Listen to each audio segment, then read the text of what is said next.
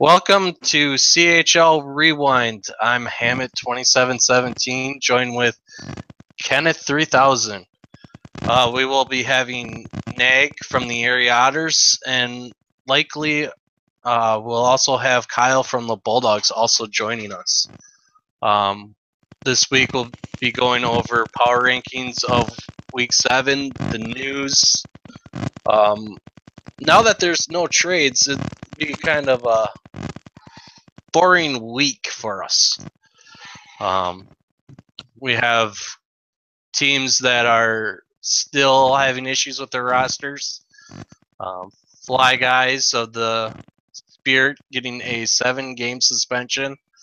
Also, the Kootenay Rockets lost their owner due to personal reasons.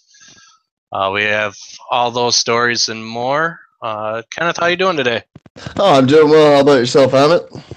Oh, not too bad. A little busy doing the All-Star voting, running a team podcast. Doesn't get any more busier. Yeah, I don't see how you have any time, my friend. Let's just say I'm lucky enough to have a helpful woman in my life. She definitely takes care of the kids when I'm doing this stuff. Definitely doesn't understand this stuff, but you know. I don't think they ever will, buddy. Right. So most people don't know I have 2 little ones. So sometimes they'll be down with me doing their little bouncy house. So she's luckily got them, I think, watching Minions right now, which I'm kind of jealous about. Yeah, I am too. Especially when, what was it? Stuart does the eruption on the guitar with his tongue, and yeah, that's classic. That is classic. You get the guys with the long hair doing the headbang, going all Van Halen, yeah. Right. So, Week 7 finally wrapped up on Thursday. It's gotten very, very tight and standing. Yes. Just between our division. So, yeah, our division's fun. Our division within 4 points, and then to the top team 5. So, I mean, it's going to be down to the wire. Our divisional games are going to be important. Why don't you go over and tell how an owner goes about those games? Well, especially with a week like this, when you got 3-4 point games involved against divisional opponents that you're all within a hair of, you're trying to just find a good balance of what they're throwing at you, just trying to maximize that winning percentage and keep the good times going, right? But as the daily procedure goes, I just try to keep the guys I want together and the matchups I want. Going off of that, explain how hard it is for an owner to keep 3 lines all together. Oh, it's ridiculous. Like a lot of times, it's being summer, and like you said, family people. You got people got kids. They got their own life schedule, so you got to plan around that as well. So, and it makes it kind of hard. So it's good to have an extra piece you can kind of slot here and there. But as a whole, I think I've been lucky this year with keeping my group together and the people I want together. Their schedules have been pretty close together, so made it easy from the get-go, I'd say, this year. Okay, I know it's not just my team, but how many guys do you actually get that sign up for all 9 games? Oh, that actually sign up? Well, my defensive core has been pretty good for signing up for games, which makes me happy. Sometimes, they're wingers here and there, but besides that, when they don't sign up, it makes it fun. No one likes to chase someone down for their availability when you're trying to be flexible for a whole team. But as owners, we gotta do what we gotta do. All right, so let's talk about the QMJ playoff race. Yeah. You already have 9 teams that have already clinched their spot. You got the Titans, the Armada, Oceanic Phoenix, Mooseheads, Sea Dogs, and Dakar, still looking to clinch that wild card spot. Yeah. The Cataracts and Dakar are both tied at 49 points. That is going to be interesting because they're tied at 49 points, but it's not like they aren't far from the Mooseheads at 53 and the Sea Dogs that are at 51. So, for the Q, they're actually lucky. Only 2 people don't make the playoffs. And the Sanguinis are literally, I'd say, 1 game. They don't have one of their games put in yet. They're only at 62 games. Also, the Mooseheads are also at 62. Oh, yeah, I guess. So, I don't know if they're wins or losses. It could be the game against the Sanguinis versus the Mooseheads. I don't know. But that just shows how close it is and how crucial Week 8 is. Yeah. I mean, that's 4 points. All right, 4 or 5. 5. With Yeah. with a total of 18 still available. So Yeah. There's a lot of room to move. Right, there's room to wiggle here. And I'd hate to be that 16th spot. You might want to get to the 7th or the 15th, 14th spot, because you're gonna have to face a tough Valdor team. They're almost clinching the President's Cup. Yeah. Only the Ice Dogs and possibly Kingston. You have the Blazers. Yeah. But Valdor's at 105 points, and I don't see him slowing down either. Not after last week. Nope. Now that brings another point. So now you got Valdor clinching the President's Cup. So even if they lose in the playoffs, you will be seeing them as host team for the Memorial Cup. So that possibly leaves whoever. It could be the Screaming Eagles, it could be the Tigers, or the Ramparts, or whoever comes out of there. If they beat Valdor and go to the finals, whoever wins that final goes to the Memorial Cup. If Valdor wins throughout the playoffs, it will be whoever loses to them to the finals will go to the Memorial Cup. So there's a lot of implications coming out of the Q. Yeah. This week.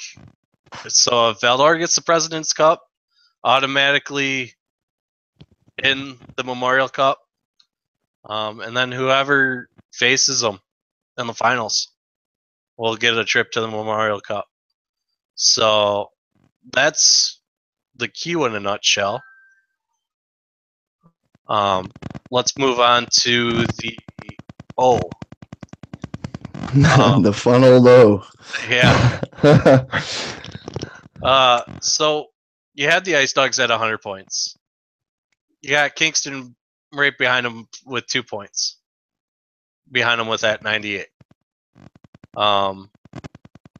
Does Kingston catch them this week?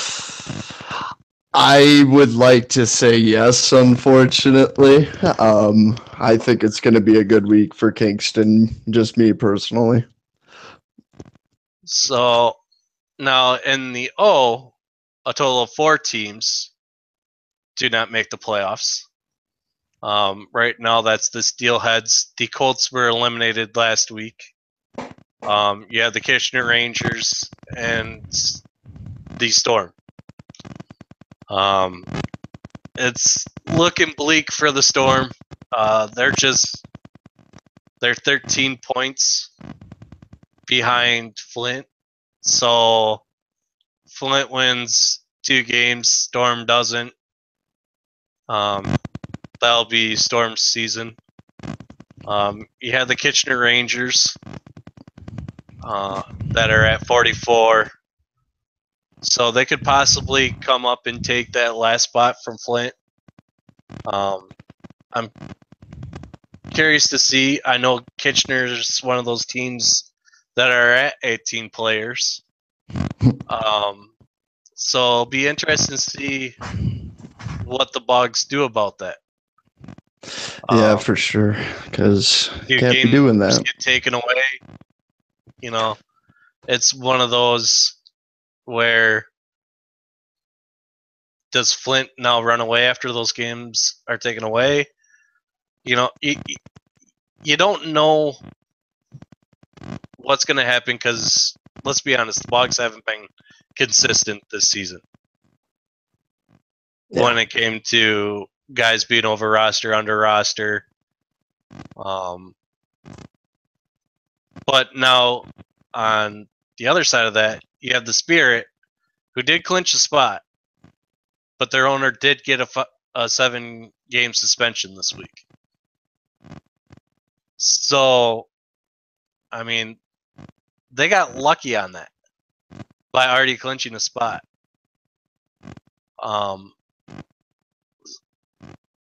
You got Owen Sound that's 10 points behind them. You got the Spitfires at 50 points. So, in all terms, it comes down to what the Bogs do with the Rangers. That could comes ultimately, down to, right, could ultimately change who plays Sarnia in the first round. And they got a good group together too. The Sting there. Oh, They're yeah. gonna be a tough first round for sure. I mean, you have this week, and you have to be ready for playoff hockey because it's next week. There's no more regular season. It's you're now gut check time. You have the Steelheads at 63 points, the Generals at 65, Wolves at 66. You got the Pete's at 68. All 2 points from one or 3, 2. 3 That's or funny. 2, 1, like that's tight. From 6 to 9 could be shooken up this week in the OHL Eastern. So it could possibly be where you might be, 6th right now, but you might be the ones ending up packing up your bags, grabbing the golf clubs, and hitting the course. Here comes Rory McIlroy or golf club. Better, download that Rory McIlroy PGA Golf. I mean, it's one of those. Yeah. Surprisingly, I think the 67s have a decent team. Oh, absolutely. No doubt about it. Mm-hmm. So, I mean, who's the favorite? Oh, that's a hard one over there. Every year it is. I mean, and it's hard to pick a favorite. It's hard to pick there. Yeah. I mean, you got over in the queue. You got either Valdor, the Ramparts. They're the favorite up there. I got mad love for Quebec. The Snake Doctor. I love him. That's such a good guy. I mean, here you have the Ice Dogs, Frontenacs, and the 67s. You got the Sting, the Knights, the Greyhounds. I mean, it'll be interesting. I think a lot of the OHL West guys are, wiping their head though, given a whew, they don't have to face Kingston or the Ice Dogs until the finals Yeah. in the 67s. Yeah, I definitely wouldn't want to get either of the Ice Dogs front necks in the first round. I would not want them in the first round. Let me tell you, I had them first round last season. It was not fun. I don't doubt it. So, yeah, I'm gonna. I'd almost say that semifinal is gonna be the one to watch out of the OHL. I don't think anybody in the Western has a chance against either Kingston or the Ice Dogs. No. I mean, somebody could surprise me. I'm all for surprises. That's what playoffs are about. Right. That's why there's 7 games against an opponent. Yes, sir. But that goes into another thing. Playoffs are a whole different scheduling system. Say you got only a guy that can play Wednesday, Thursday. That's game 6 and 7. So you're having to use an ECU in game 4 or game 3. So does that slip up a team? Who do you play in game 7? Yeah, it makes there's going to be some hard decisions being made next week. I can tell you that much. I mean, it's one of those where it's going to be interesting. But yeah, I mean, you get. I'm going to say it's probably going to be the Kingston and Ice Dogs in that semi. It's a lot closer in the Western than it is in the East. Yeah. So, I mean, could the Bulldogs even play a little bit of upset at 4? I think they could. I mean, you got the Battalion at 71. They obviously, I mean, they're winning over 30 games. Yeah. They definitely could make some moves for sure, especially with that 1 point dividends between the two. Although the thing with the Battalion is they are on a 4-game snap. You have Niagara that's on a 4-game win streak. You have Kingston on a 1. You got the Generals are on a 2-game winning streak. I mean, even the Generals you can't sleep on. No team you really can sleep on. No. Any team can surprise you. Any team. I mean, takes one and bounce. London in the 2 spot in the Western are on a 4-game winning streak. Yeah, they've been on a tear the past few weeks here.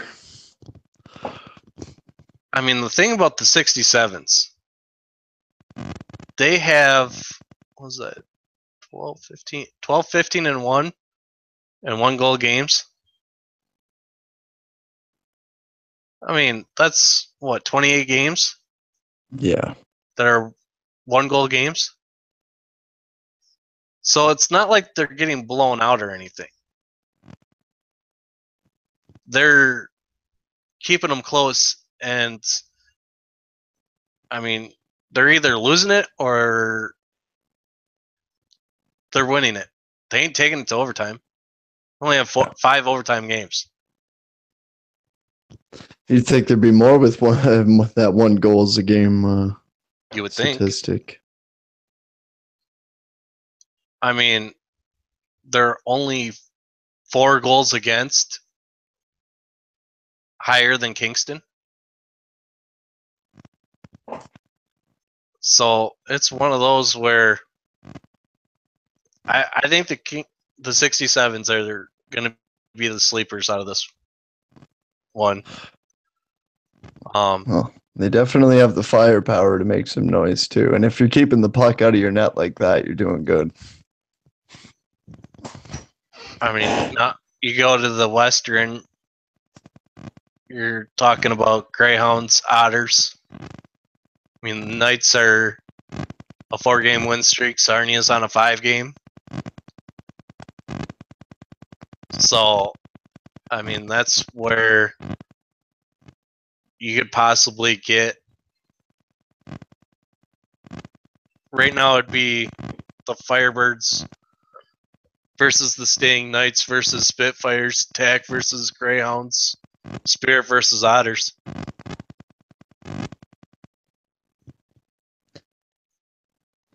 I mean, I'm not good matchups, but I mean, I can see a couple of Game 7s, but I'm not seeing any upsets. No. That's just my personal opinion.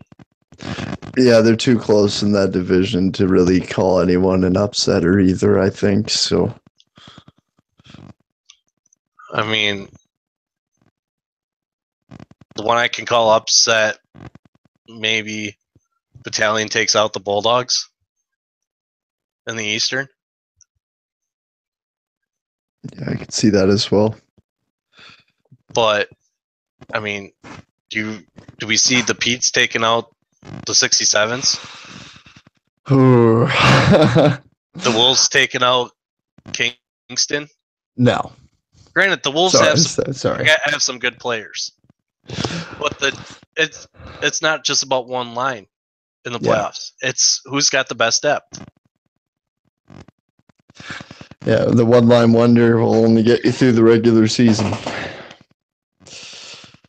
I mean, do you see the Generals taking out the Ice Dogs? Probably not. Because, I mean, you're probably running the Skillsy line probably 1 and 4. Yeah. Which means you have your 2 other lines, maybe 2 and 3. Yeah, everyone's got a bit of a different strategy too of how they start playoffs too. I'm not too sure what yours is. Mine's a little different. That's what makes playoffs interesting too. You never know what you're gonna see in game 1 and game 2. I mean, that's one of the things where home ice advantage. Mm-hmm. Neither of us are gonna have it, but that's a different story. Away team has to put in their lines 2 hours before the home team does. Yeah. Which makes matching up very difficult if you're away. Exactly. The only thing that you can do is be like, okay, well, they played this line, so now they can't play this line until game 4. If they're going to. It becomes chess at that point. Exactly. So, yeah, that semifinals matchup is going to be the one to watch for me out of the O. I don't even think the Sting can make that run. Well, they've shown they can consistently win, and they're streaky. So it's good to win in bunches, you know, and that carries a lot in the playoffs. Because if you're winning in bunches, you're winning with depth. In my mind, anyway.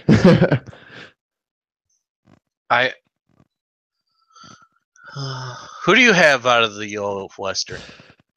To be the upset.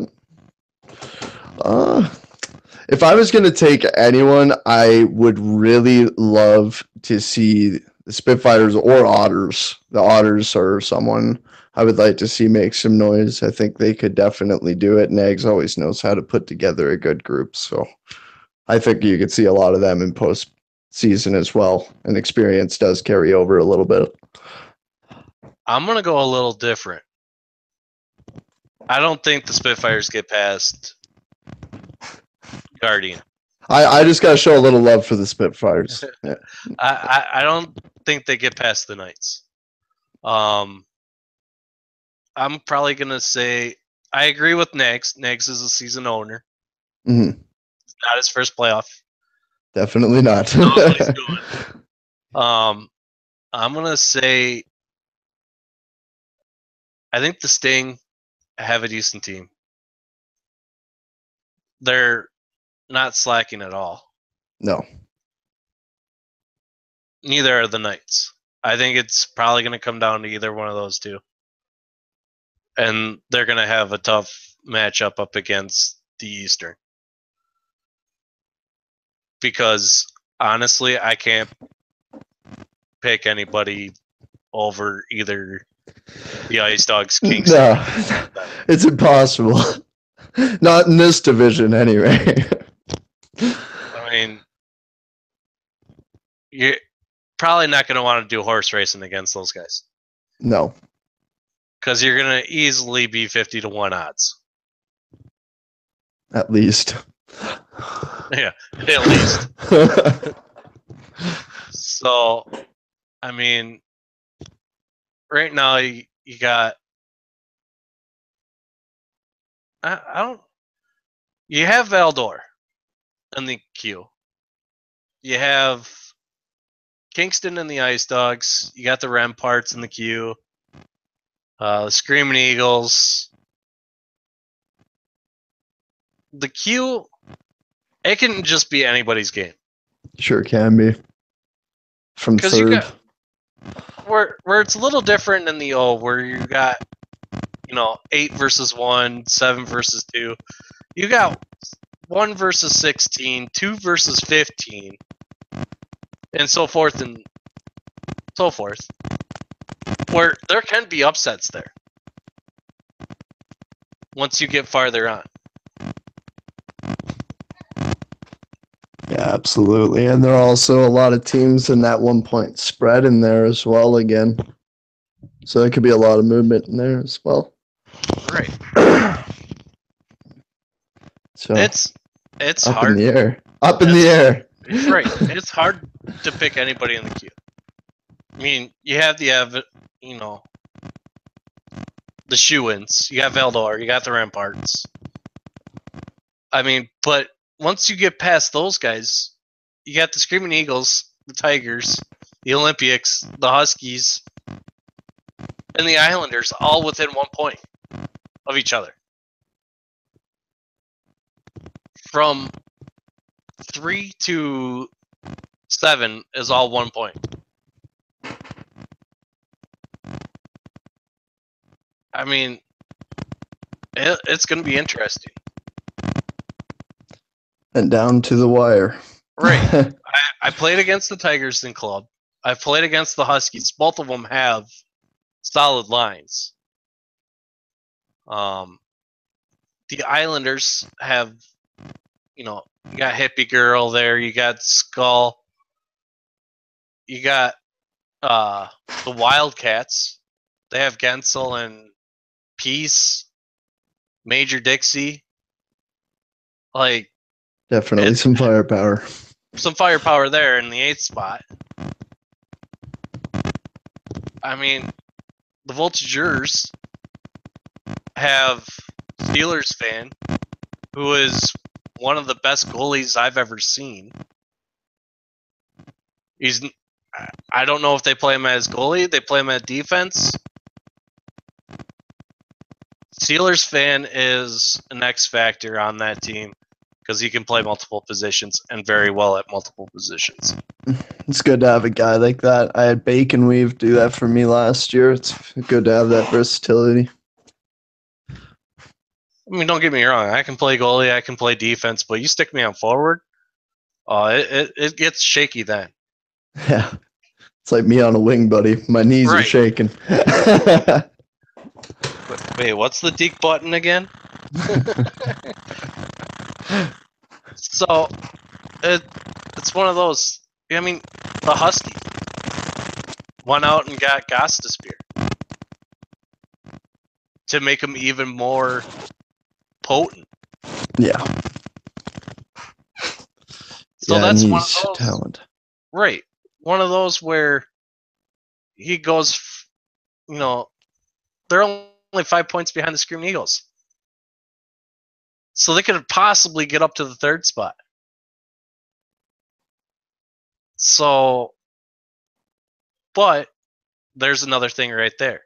Gossasphere can only play Wednesday, Thursday. He's made it clear in the shout box. He only can play Wednesday, Thursday. That's game 6 and 7.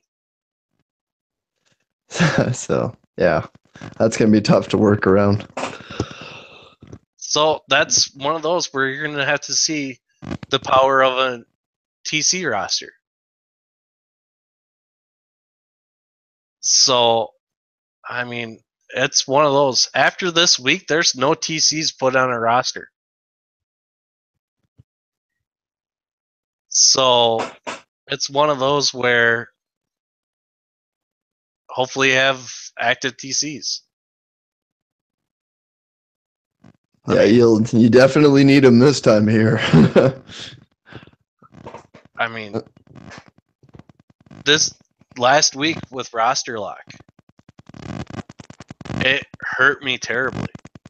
It hurt the dear Rebels. We had 4 call-ups on that last day with no hint.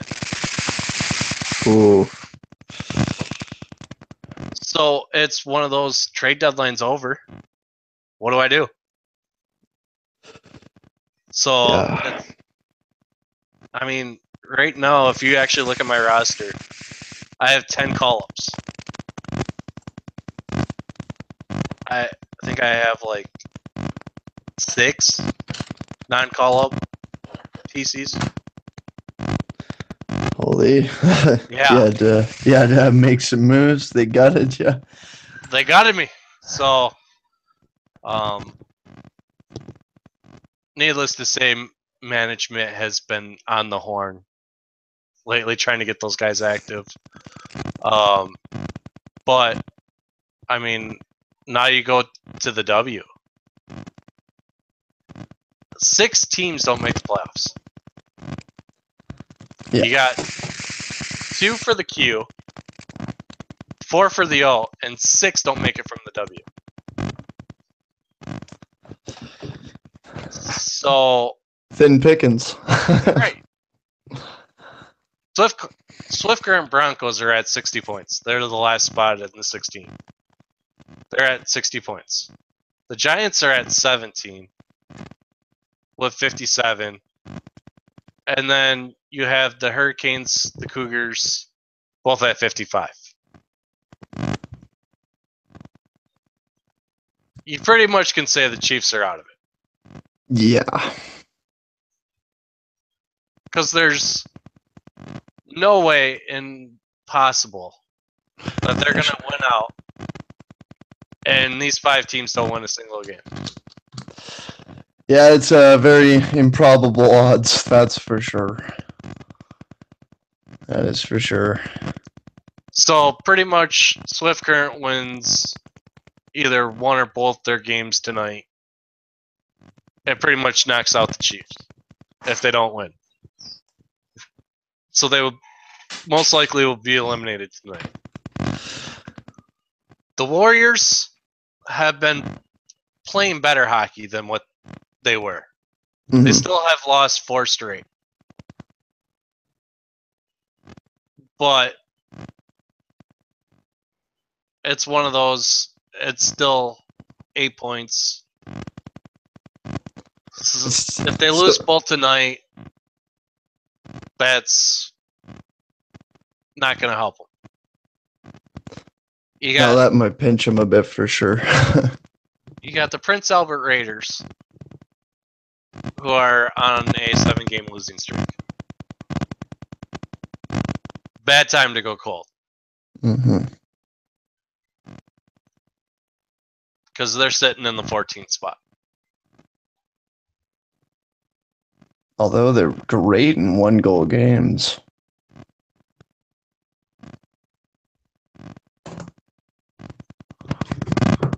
I mean,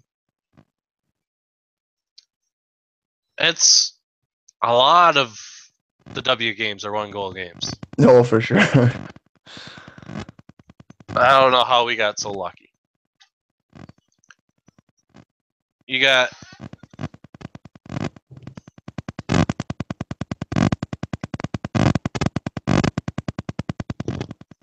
you got, I mean, the Thunderbirds are at 71.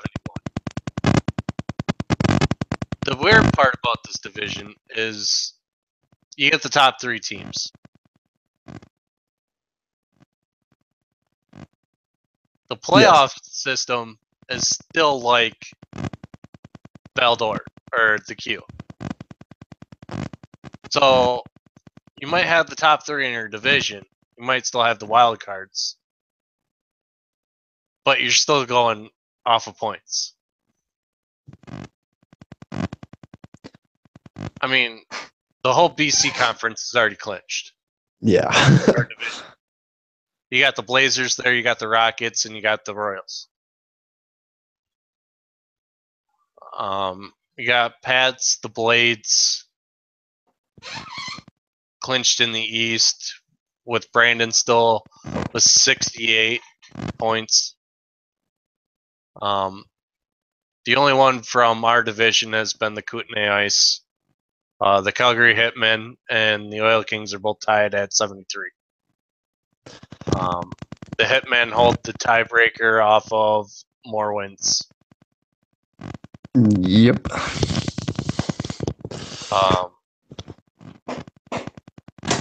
You got the Silver Tips, which is one of those, yeah, better watch out in the playoffs. You go up against them because they just got hot. No, yeah. And Billy's hot right now too. You got the Portland Winterhawks. I mean, the Silver Tips have a 5-game winning streak. The Royals have a 4-game winning streak. The Ice have a 5-game winning streak. Yeah, a lot of teams getting hot at the right time. I mean, then you have teams that can't even win in overtime. I mean, the Oil Kings, 9 overtime losses. Red Deer, 11 overtime losses. Prince George, 7. We got 7 too. Fuck. I mean, these 1-goal games are insane in this division, or in this conference. There's rarely a blowout in this conference. So, if you actually look at the playoff race, I actually have to pull it up on the app. This one doesn't show the whole playoff race.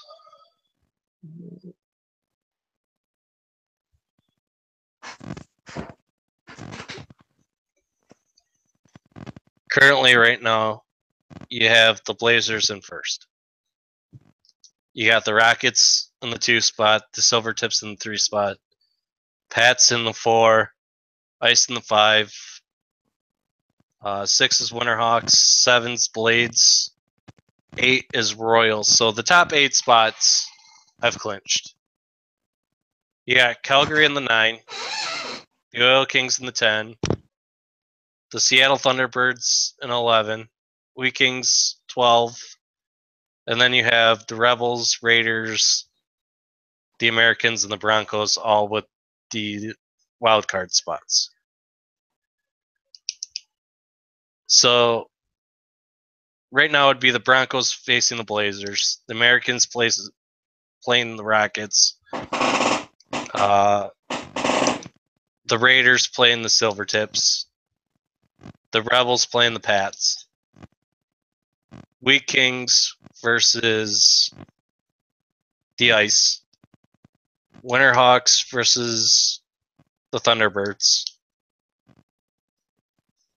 Oil Kings versus the Blades, and the Hitmen versus the Royals. Yippee. Yeah, it's gonna be fun. Can you really pull a favorite out of this?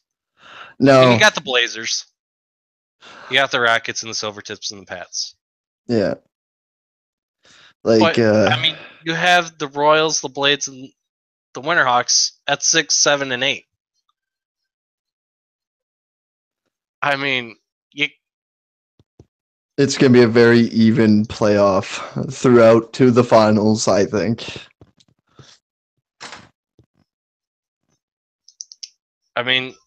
Tonight you have the Rebels playing the Pats. That's a playoff matchup right there. Yeah, it's a 4-point game for you. So, I mean, you have the Hitmen and the Oil Kings at 9 and 10 in the same division. They're going to be playing against each other this week. Where it could be anything can happen. Definitely. The way this division's been all year, it's anyone's game, I'd say. I mean, you had the Vancouver Giants that are sitting at 57 points, 3 points behind the Broncos for the last wild card spot. And they're on a 5-game winning streak. Yeah, I wouldn't doubt the Giants' chances just yet. They're a tough team to play against. So, I mean, it's one of those where I'm not calling favorites. Mm-mm. No, those odds are non-touchable. I mean, granted, I think the Blazers, the Rockets will probably get far, for sure. They're going to get far. Silvertips, Pats, Blades, possibly. Out of them, I like the Blades the most just because they're really good at, like, in their division. They're one of the better teams for goaltending, too, which could definitely help them down the stretch. I mean, you got the Ice. That's going to be one of those where the Ice don't have their top weapons anymore. Yeah. Due to getting banned on the Xbox side. I believe you have one of them, don't you? Did. I had Nicky P for a little bit, and we sent him to Kingston. Yeah. So, I mean, you get Gansel. Gansel's now in London. Mm-hmm. So, it's one of those, have the Ice found the formula to replace those guys? Well, judging by their past week, they found a little something. Maybe a little something. So, I don't want to call out any favorites. I'm just going to say the top. Whoa. When did they get coffee, man? I love that guy. I miss that.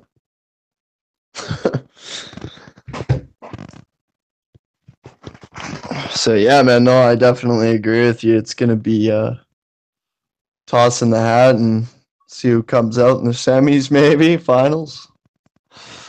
It'll be fun. I mean, top 7.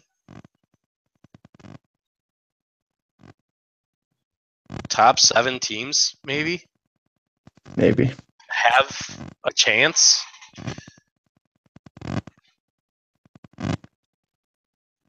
So, that one's a little more. I would compare them to the top 7 in the queue. Yeah, okay. Yeah, that's a good comparison. So, it's one of those where it's possible. I mean, obviously you have your favorite in the Blazers because they're top of the conference. Yeah. you got your top in the queue and Valdor. But it's not much difference when you're going from 2 to 3 to 4 to 5 to 6 to 7. It's too tight to really say that there can't be upsets. Do I think Valdor and the Blazers are probably going to get upset? Not very likely. Later in the playoffs, possibly. I mean, there's teams that can do it. Mm-hmm. But, I mean, a lot of these teams have to get out of the first round first. Yeah. That's the toughest part to get through, I'd say, in the first round. So that's where you find out what you are. Now, the teams that don't make playoffs and also the teams that get knocked out in the first round, there's a possibility of the World Juniors being added in on the PlayStation side. They're already doing it on the Xbox side. But now they're talking about bringing it to the PlayStation side. V-Rain and Polska have been talking about doing it. I think that would help the PlayStation side. For those teams that don't make it or the ones that get knocked out in the first round. No timeline's been sent out about Season 6. You have the new game getting launched. So it's one of those, how long is the break from Season 5 to 6? And I think it was a month at the beginning of the last game or something, rather. Well, I mean, they're not going to do it right off the bat once 18 gets dropped. God, no. Everybody knows how buggy and glitchy this game was. Now, I'm actually curious to see how many top play candidates there are going to be. The in between the leg deking. But you also have defensemen that are going to get, target poke checking now? Full defensive skill stick, I would think it right. is. So, I mean, to where you only have the poke check or the stick lift that 9 times out of 10 you're getting a slashing for. Mm-hmm. Or a high stick. Well, you're getting something off it, that's for sure. I mean, you had the beta coming out the 25th of this month. Yeah. So it will be interesting to see how much of that actually works, or if I'm going to sit in the penalty box for 10 minutes because I constantly keep getting tripping. Mm-hmm. I do like this. I do like the sweeping stick. Oh yes, that's that dope. is going to help defensemen a ton, especially on the penalty kill. Oh yeah, because you're able to take away passing lanes compared to where you're standing there, and it goes right through your legs, and there's nothing you can do about it. For sure, and it'll definitely help defensemen on 2-on-1 opportunities too. I think, I think it'd be a big thing there. So it's one of those. I'll be actually interested to see, do they add in different rules about this? You know, it's going to be hard to say.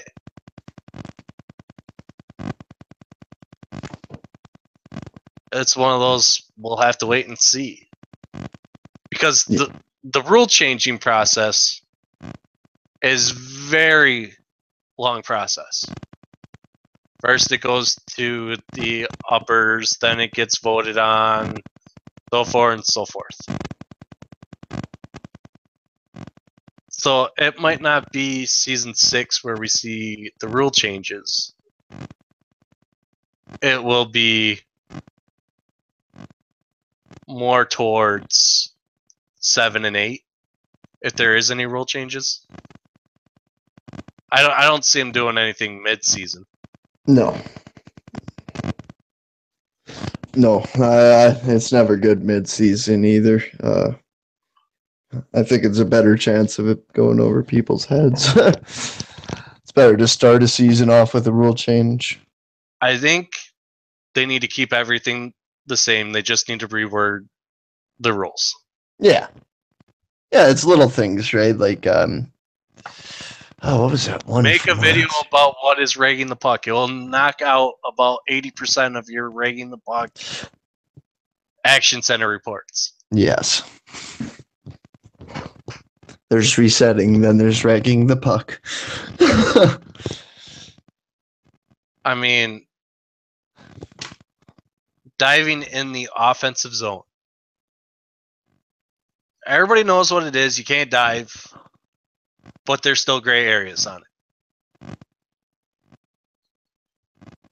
Trying to think what other rules. I'm just having a quick look here. I'm trying to find that one from last year. Oh, you know what my favorite is? After 2 leg outs, you have to ECU. There's no such thing as that rule. As long as the player can reconnect, he's good to go. Yeah.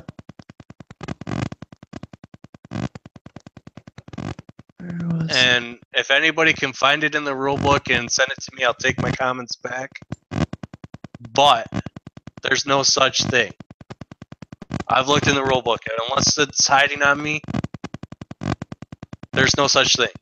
If a player cannot reconnect, that's when you have to ECU. But if they can reconnect to EA servers and get back in the game, they are to be played. Oh, they did change the wording on diving for the puck.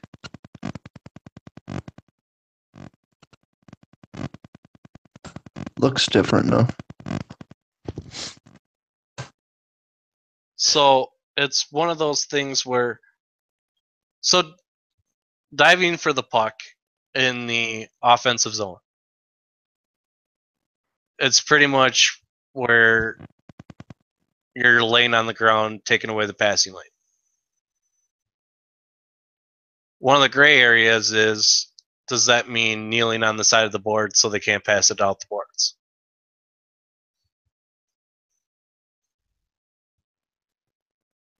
Because I've seen people do that. Yeah. It's pretty much the same concept.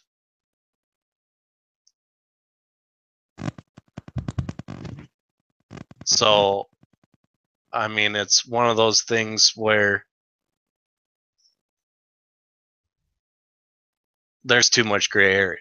It needs to be straightforward. Saying if you're on the ice before the blue line in your offensive zone, if you're past half with your belly on the ice, it's diving for the puck. I mean, I haven't seen this one lately. Board play, where guys in the offensive and neutral zone hold triangle and hold themselves against the boards. You can do that in the defensive zone, but you can't do it in neutral or offensive. I haven't seen that one in a while. I haven't seen anybody report that, or it's happened to me in games. So that's one of those. Trying to think any other ones. I'm just looking through the Constitution, trying to find that one from last year. Not just like videos on this stuff. Yes, no. If it looks like this, it's no. If it looks like this, it's good to go. Yeah. Like those safety templates. If you know what I'm talking about. Giving people rides on forklifts? No. Yeah. Yes. No. Yeah. Yes. You got it. You got it. Yeah. So I think they'll have time to implement that after the season. I know they're looking for new blogs because let's be honest, 60 teams and a total of 3 blogs isn't gonna fucking work. No.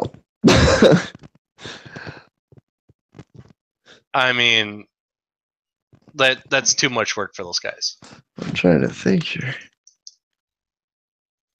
Because that's 60 owners alone, right? Like that's 1,020 players if you're looking at the roster.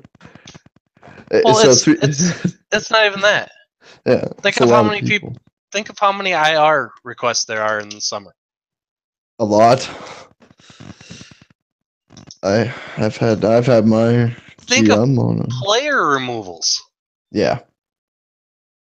And those need to get done. But one thing I wish they would implement is if a guy has not been on active on the site for 2 weeks and he's not on IR, it should automatically kick him. Yeah. They are not active.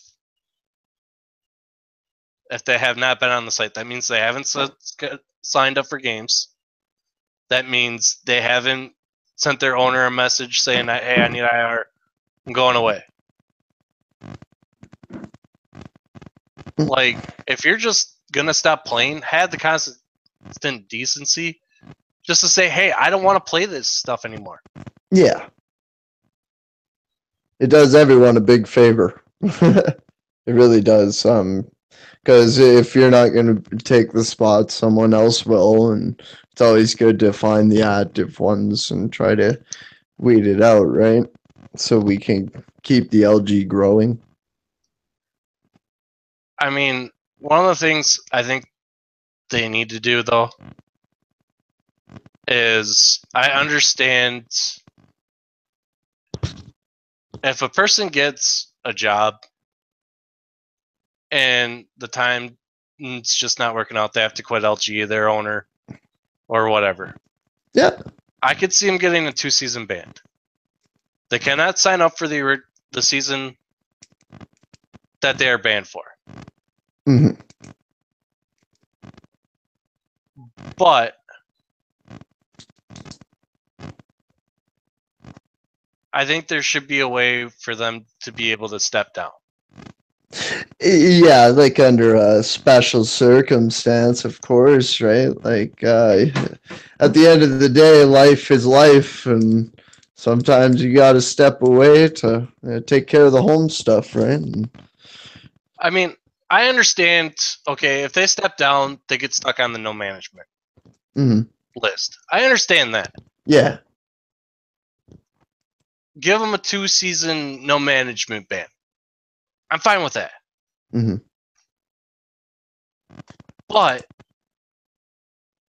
I think there should be some way that they're able to step down. As long as there's a replacement. Yeah, of course.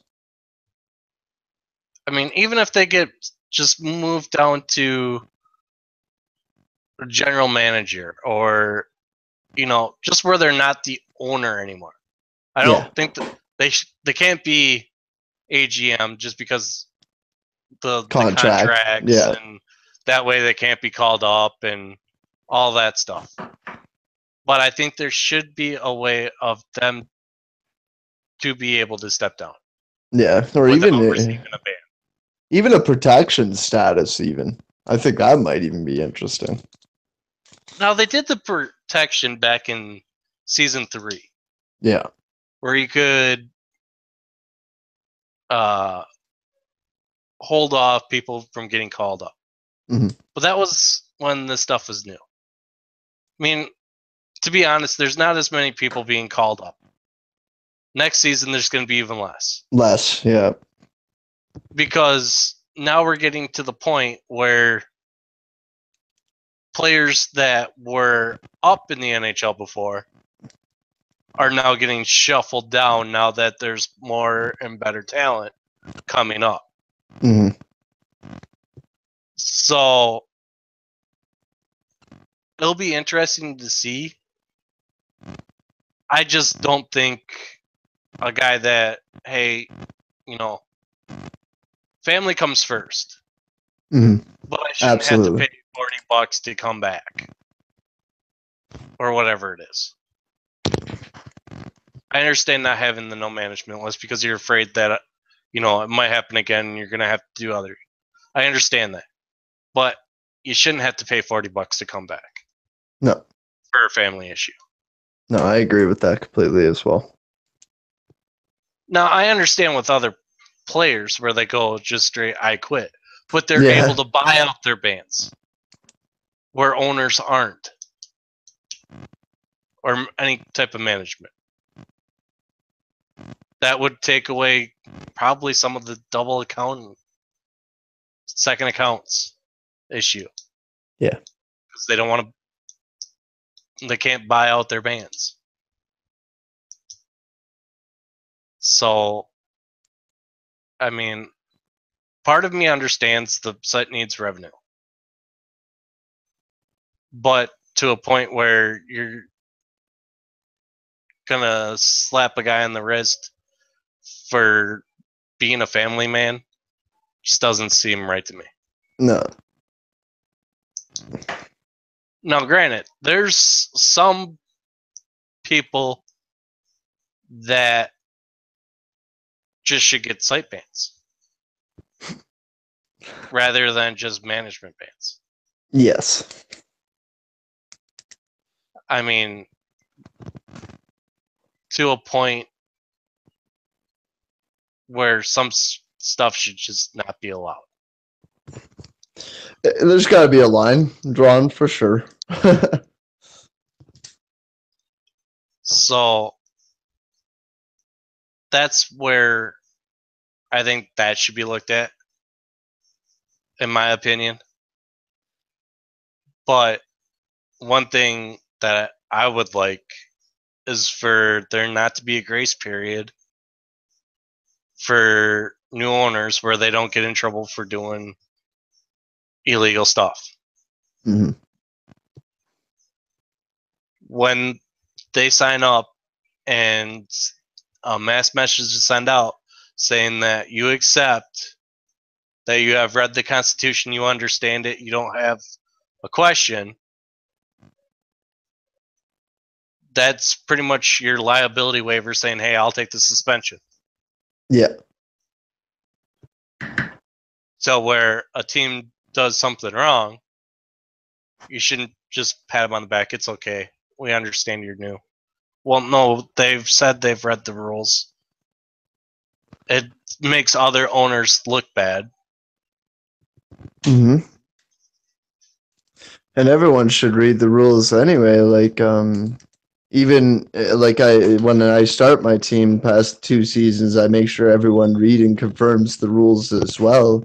It's just good everyone knows them, so you have no problems, right?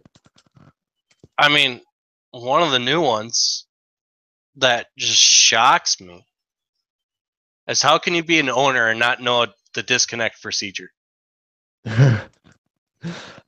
Yeah, that's tough. Finish, period, quit, start. Penalty, go.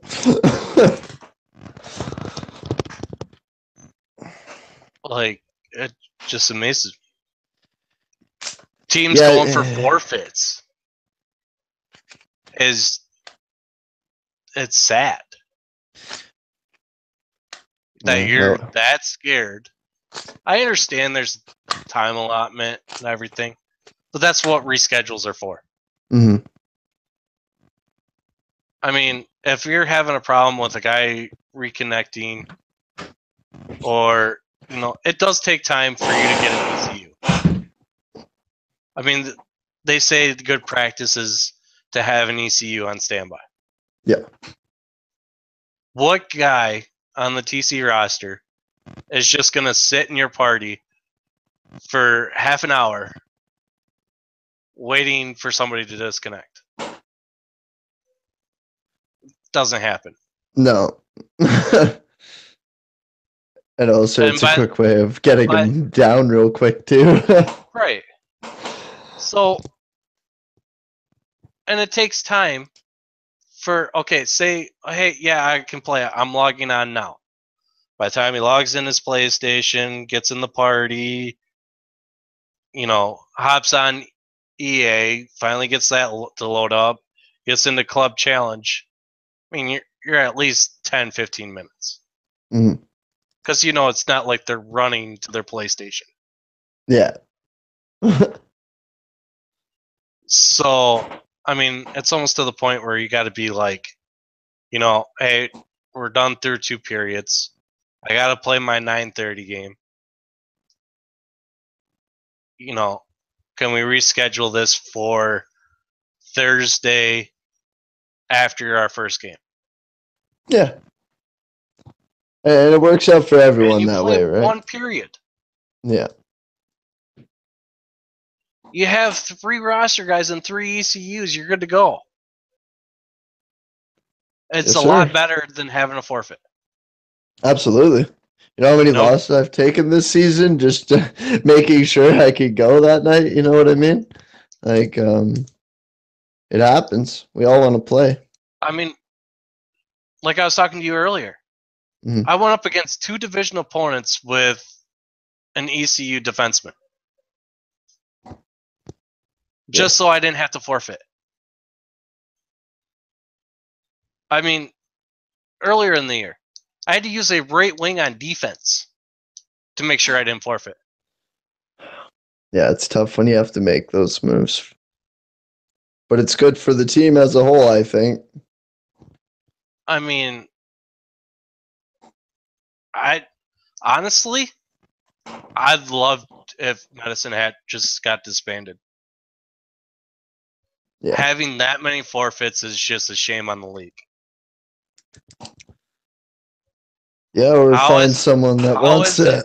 How is it 59 other teams can field guys at least 90% of their games, Yeah. and this team can only do it 20%?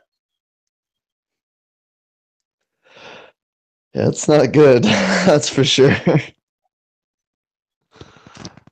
I mean, I understand you'd be down to 59 teams. It is what it is. But Yeah. having multiple forfeits a week. I mean, guys want to play their games. So Oh, having yeah, a they do. forfeit with no points, I mean, it's a shame. So that's another one of those things where I think disbanding Medicine Hat would have been better for the league. I mean, Yeah. I feel bad for those 17 guys on a roster. Yeah, They because they probably had get to. more action on a TC than they would where they're at now. Exactly. I agree with you there 100% because down here we want to help people get forward, right? You know what I mean? And they can't do that because they're forwarding everything. If they're prospects, their stats are shot. Yeah. And that's going to hurt them next year. I mean, we're already fighting for active TCs. I mean, you can have guys on an active roster, but they can't get enough guys. I mean, you have an owner that's only played 3 games. We're at 63 games, which means he hasn't, come on. Yeah, and that's mind-boggling. I don't get it. I mean, it amazes me. Me too, buddy. So you have one of those where it's damned if you do, damned if you don't.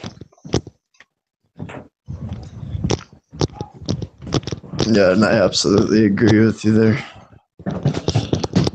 I'm trying to run downstairs as fast as I can because my phone's gonna die. I mean,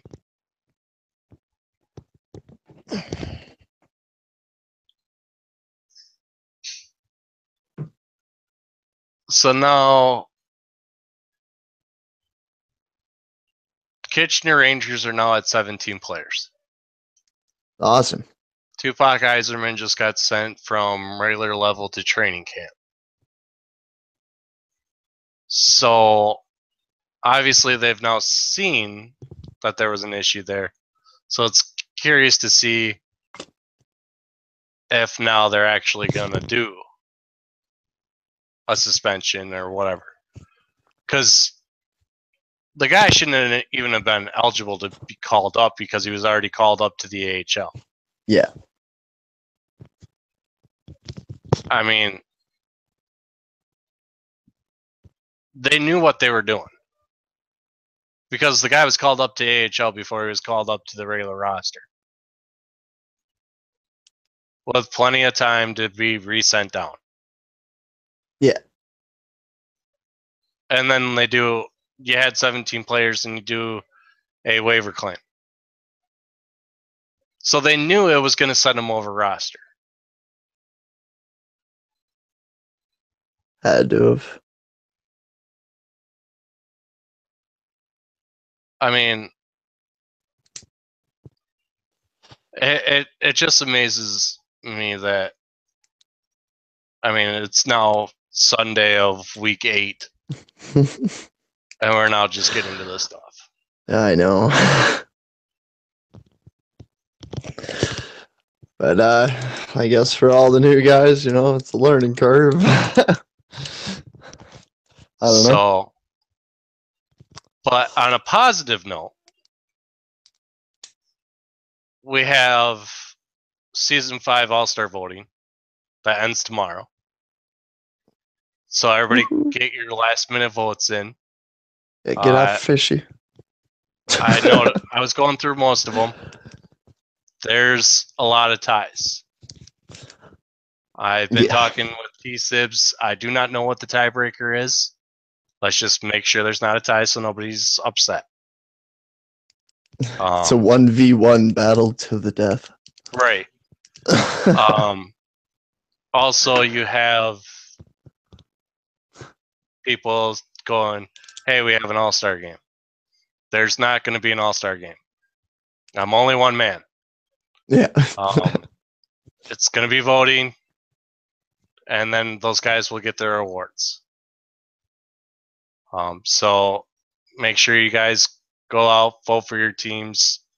I believe AHL voting ends the same time as us. So if you have buddies from there, guys that you know are very good players, get on the site, look in the forums. You'll see CHLPSN All-Star voting for Season 5 is open. You click on that. There's a million links. I'm sorry, I know it's long. There's a lot of divisions. Just make sure you get out there and vote. A lot of deserving candidates. That still need a lot of votes.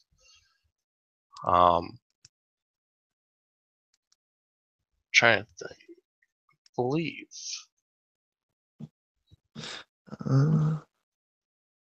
I'll check Action Center here quick.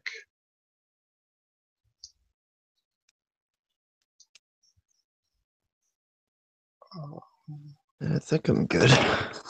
Pretty sure I voted for everyone. Try to use the actual website too. I've heard people say if you try doing it off the app, it doesn't register who you've clicked on. You can just go from your PlayStation into the web browser, type in League Gaming. It's pretty much like having the site on your computer. Just log in, click on LGCHL, and go from there. Taking a look at tonight's games. See if we have any good matchups.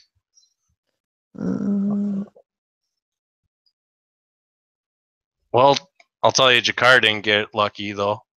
They have to face the Ramparts right off the bat tonight. Yeah, no, that's not got the easy. Armada versus the Wildcats. Ooh, you guys are playing the ice. Ice and the Pats. So tonight's going to be an interesting one. It'd be our first round playoff opponent and top in our division. Yeah. So you're getting a preview tonight, eh? Right. Definitely 4 points on the table, and we could definitely use them. And I'm trying to remember. I gotta go look at the standings again. Wasn't it London and the Otters that are gonna be head to head? No, Otters are 4 spot, Oh, that's right. My bad. and London's 2 spot right now. Well, either way, that's gonna be a good game. Well, I mean, I was hoping to talk to Nick today, but you have the Otters facing Kingston and London tonight. That's a tough night. Right. Yeah, the Kitchener Rangers versus Golf. Oh yeah, that's I don't know why that's not highlighted. That's another one. That could help Kitchener a lot, that game. You have the Ice Dogs versus Hamilton. So that's one of those where you see if Hamilton has what it takes to go up against top teams. That I believe that was the 1 versus 4, I believe. I think. You also have the Blazers versus the Rockets tonight. Ooh, yeah, that would be a good one. Top teams going up against each other in that one. Going for King of the Mountain. You got also the Silvertips going up against Portland. That's another, I think, 3 going up against 7 or 5. Big game for the Giants too. They're playing Portland tonight too. I mean, you have Swift Current has to go up against the Blades and the Hurricanes. Hurricanes, I know we don't really talk about them much. They are a scrappy pain in the butt. Garbage. I wouldn't really say garbage, but they're not. They're not garbage, but they are grimy, greasy goal. I mean, those guys. HSB is gonna love that you said that. It's just they score. It's not the conventional ways. I'm not saying they get EA help. No, but they get it done. It's That's just true. the grimy, greasy goals. And I mean, more power to them. They find a way to score. I mean, hell, they've taken us to overtime at least 3. I mean, I know you guys have had trouble with them. I know we've had trouble with them. It's one of those where they go up against top lines and they still find a way to get it done. Yeah. Yeah, they're definitely a handful. You don't know what you're getting. I mean, you got Moose Jaw fighting for a playoff spot. They're going up against the Oil Kings tonight. Oh, come on, Moose Jaw. Come on. But you also have the Oil Kings going up against Medicine Hat.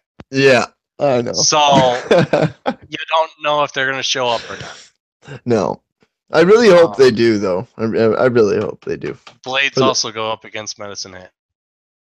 So, I mean, the W is interesting when it comes to that. You got Flint versus Owen Sound. Well, that'll be a big one. That's a really big 2 points for both teams.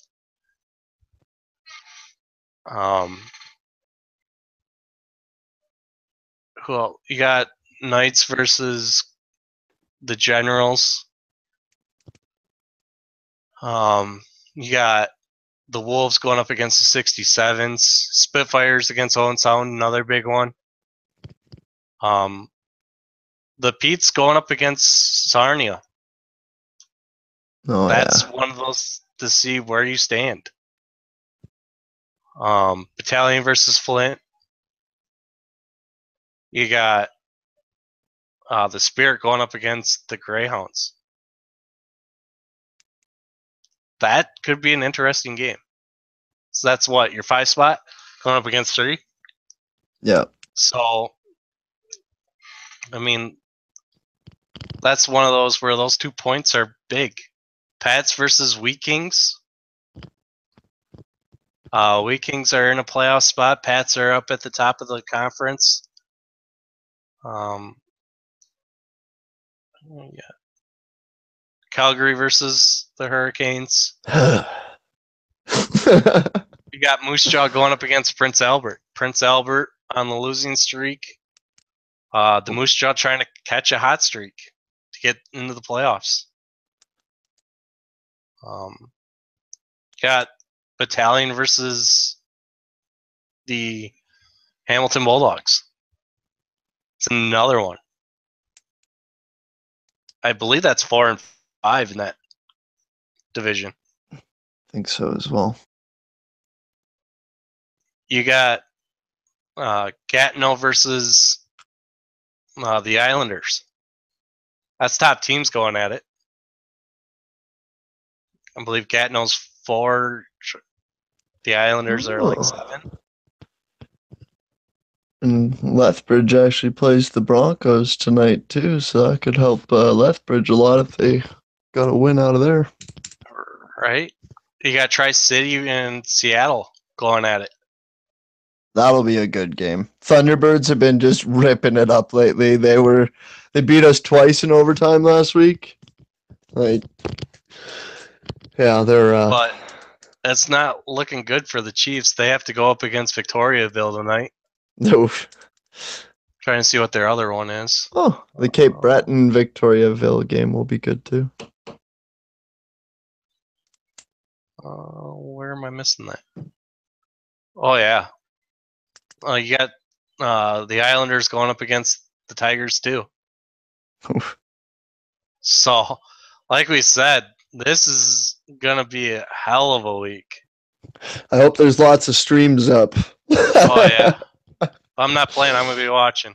No, me too. Too bad I played tonight. Damn. I play them both tonight too. Ah. I got to take on the Pats and the Ice. Gotta get those 2 points. Fun. Each of those games. You'll get her done, buddy. I got faith in you.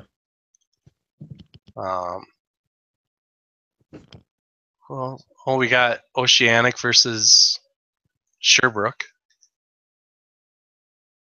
So that's going to be interesting. I'll take a look at power rankings for this week. See who the top teams were. Yeah, there's been a lot of movement on there.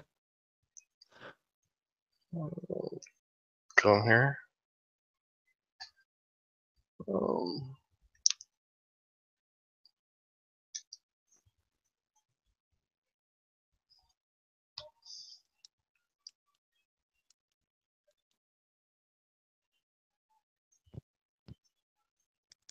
Oh, no surprise that who's number 1. Got Valdor, 9-0. You got the Ice Dogs at 2. They went 8-1. Number 3 is the Bulldogs. Ooh. They went 7-1-1. You got the Silver Tips at 8-1. They're in the 4th spot. Kingston at 5. They went 7-1-1. The Blades went 6-0-2. They're in the 6th spot. 7 is the 67s. Went 7-2. 8 is the Calgary Hitmen. They went 5-1-2. Number 9 is the Rockets. They went 7-2. Number 10 is the Thunderbirds. 7-1-1. We'll do top 20 today. Cool. Just feel like in the announcing mood. At 11, the Sioux Greyhounds went 6-2-1.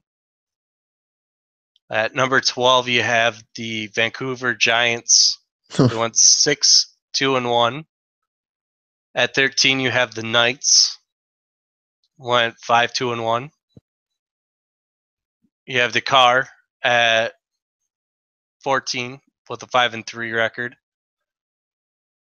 At 15, you have the Otters. They went 6-2-1. 16 is the Victoriaville Tigers, 5-3-1. You have the Titans that went 5-3-1. The Sting at 18, 7-2. And 19, you have the Ramparts, 6-2-1.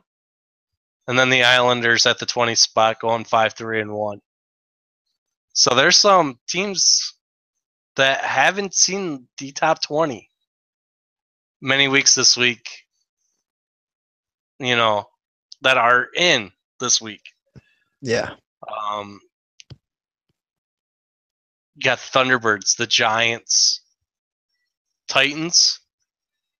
Titans cracked the top 20. There's lots at the top there. I mean, the Bulldogs at 3. The 67s. Blades, I mean, too. The Blades were at 46 last week.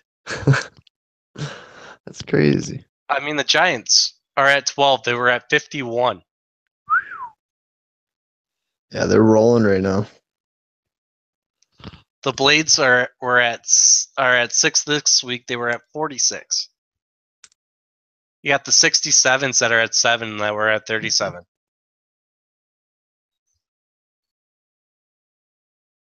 I mean, the Islanders are at 20. They were at 52. I mean, it's crazy. Yeah. Open season. I mean, it's one of those where there's your evidence of anything can happen week to week.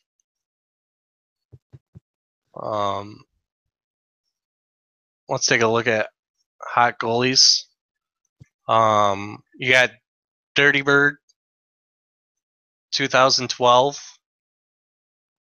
He had 3-0 with a .67 goals against and a 94.6 save percentage. He had Snake Doctor that went 3-0-1 with a .73 with a 93 save percentage. That's my boy. Love that guy. The Giants goaltender, Noopsy, probably saying that wrong, went 4-0 with a 1.71 and an 87 save percentage. Whoa. Those are your top 3 goalies. I mean, you got Valdor's goalie, LG times 2 Mad Turtles. Played 2 games and had 2 shutouts. Savage. 23 saves. I mean, Snake Doctor had 3 shutouts.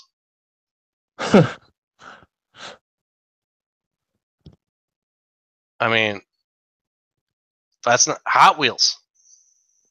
Hot Wheels had 2 shutouts.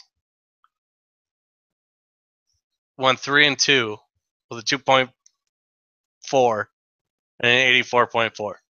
He's ranked 5, but he had 2 shutouts. Yeah. You have on defense.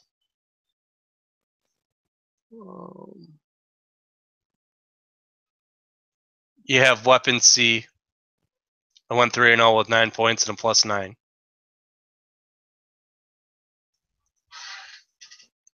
I'm pretty sure that's Martz for the 67s. Went 3-0. 6 points plus 12. Big Jim's Revenge on your team. Went 3-0.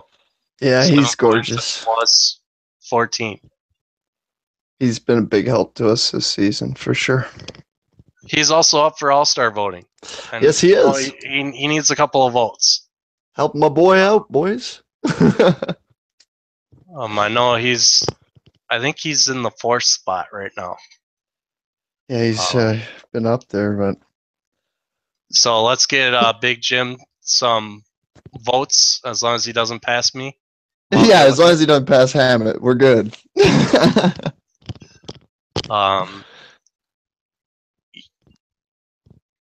You have Creed for forwards. He went 3-0 with 22 points, a plus 15, 14 goals. Terry Minglewood for Dakar. He went 3-0, 19 points, 13 goals, plus 10. And then for Hamilton, you have Marco goes 5-hole. He was 3-0 with 21 points, 8 goals, plus 12. So you got 2 guys from Hamilton on the top 5. Zigzag was at number 5. And he had 20 points too. Holy. Right. Those boys are producing. You got STL Stash. He was on defense. He had a 2-0 record. It's actually top defenseman, but he only had 2 games on record. He had 9 points, 1 goal, with a plus 7. Averaging a 4.5 points per game. You got 2 Ice Dogs in the top 5 for defense. You had Weapon C and Stokes. You got. Oh, they were playing Steelers fan at defense. Yeah. And he went 3-0. Yeah. So that's one of those where, like I said, having one of those versatile players definitely comes in handy. Right.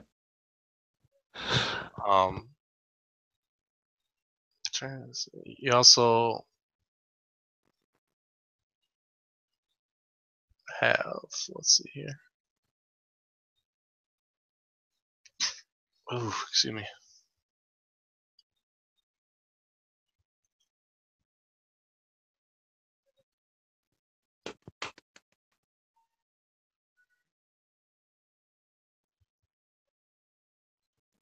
That's one thing I want to talk about.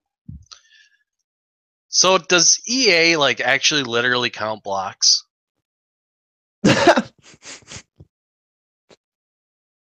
Because literally it'll say that you have like 7 during the game, and then when you get to the player summary it says you have like 2. They don't they are so inaccurate with giveaways, they're inaccurate with takeaways, they're inaccurate with block shots. Yeah, like especially with the block shots. I'll give a little more leeway on giveaway takeaway, but when it comes to block shots, like you'll get down in 5 in game, it'll even pop up on the ticker saying that you blocked 5 shots, and then you get to the end of the game and you have none. So, I mean, we have the Dominator. He's got 35 blocks. Say Judcar's got 30. So it's one of those where they're getting their blocks and EA is counting them. So, hats off to them for. Well, I bet they've had to have blocked more than 30 of them. That's exactly what I was gonna say. If it says they blocked that many, I would twofold that number probably.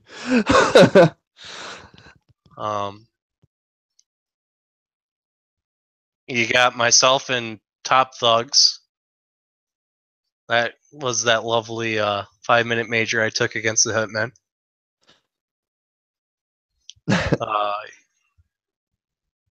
You got Hockey Gamer for the Spirit.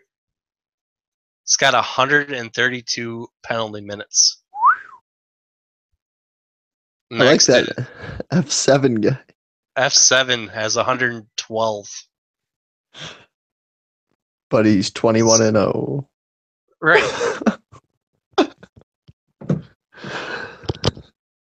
I mean, you got Happy 77D. He's got 108 penalty minutes. He's 0-12-6. We need to get that guy a win.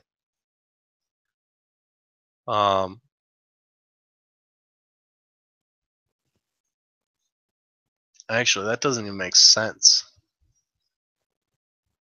Let me check something quick.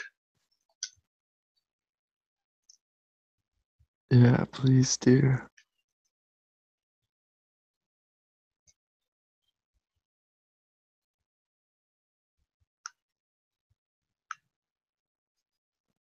Because I think that's wrong.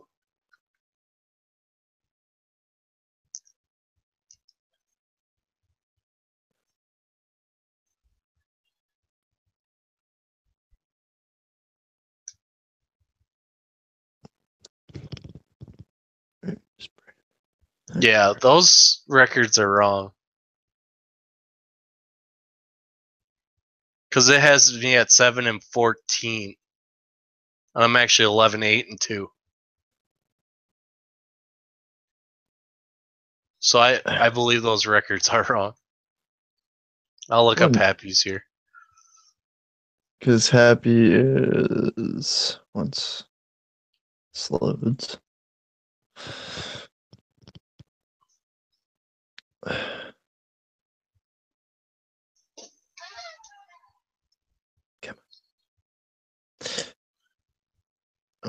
Yeah, he's 8-10-1. So I'm kind of curious to actually see what that record's actually talking about. Yeah. Is it records when you take a penalty over your career?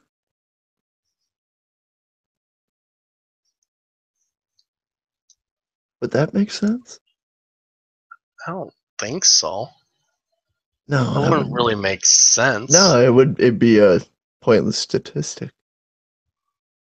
Trying to figure that out. That's a good question.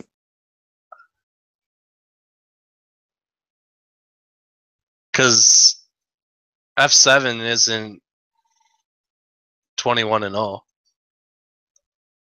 He's 14-6-1. Interesting. 14-6-1, so still 21 games. That's confusing. Why?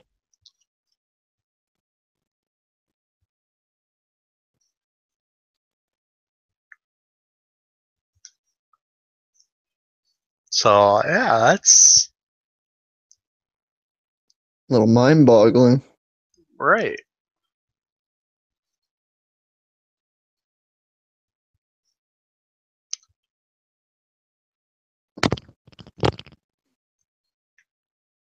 That would be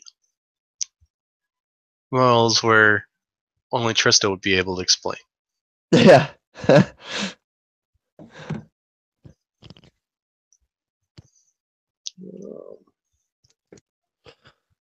The Titans are now at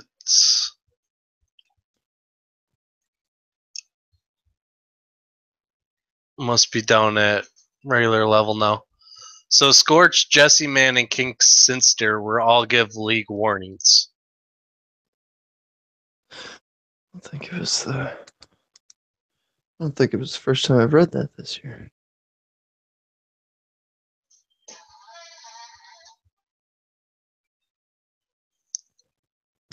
But either way, should be an exciting night.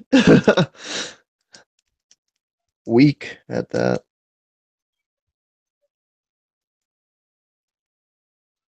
Kinda.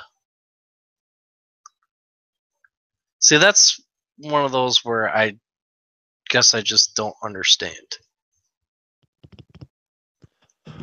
why Fly Guy would get a 7-game suspension for the same thing,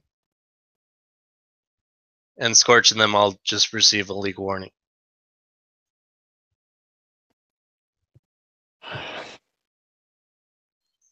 I don't know. Which comes back to my previous thing where there's no consistency.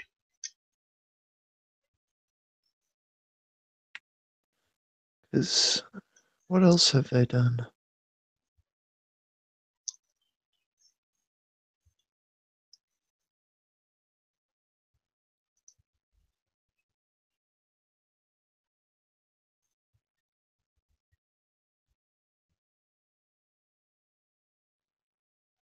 Yeah, and they were issued league warnings earlier this year too.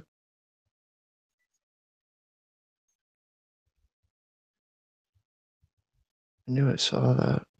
Just couldn't remember. So this is what they're actually doing. So they're not even hitting them with the illegal waiver claim. They're hitting them with the invalid call up. And that's why they are getting Warnings.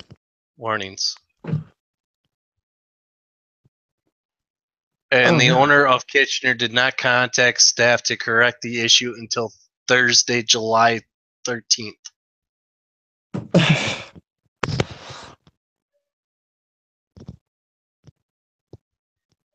Which means that they knew about this all along.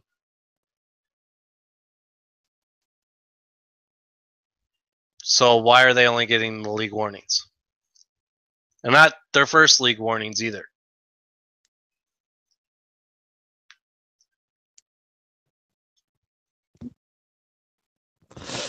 Yeah. I don't This know. is why I cannot be a buck.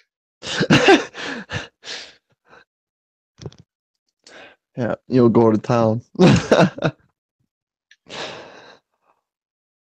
People wouldn't be getting their games because they'd be suspended. That's why I couldn't be a bog. I'm too nice.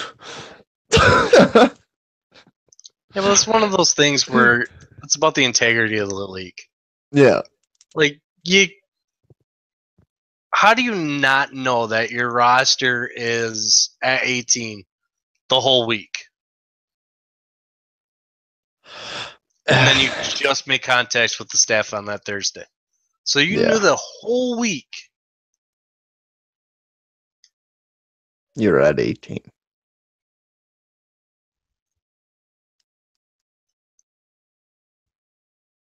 He was issued a league warning on the 1st of July. So I can't tell you for what. So that's his second league warning. So not even 2 weeks or 2 weeks ago, pretty much. Yeah. 15 days. Yeah.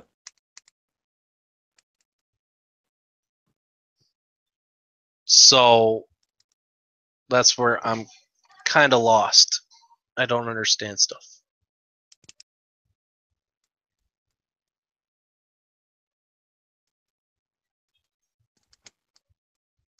Yeah. Feel bad for my buddy over there.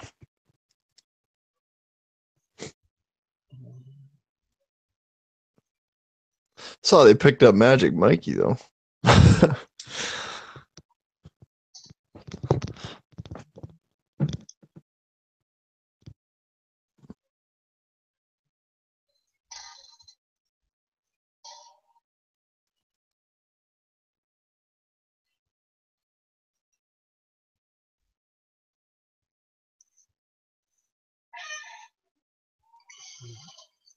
Trying to see here.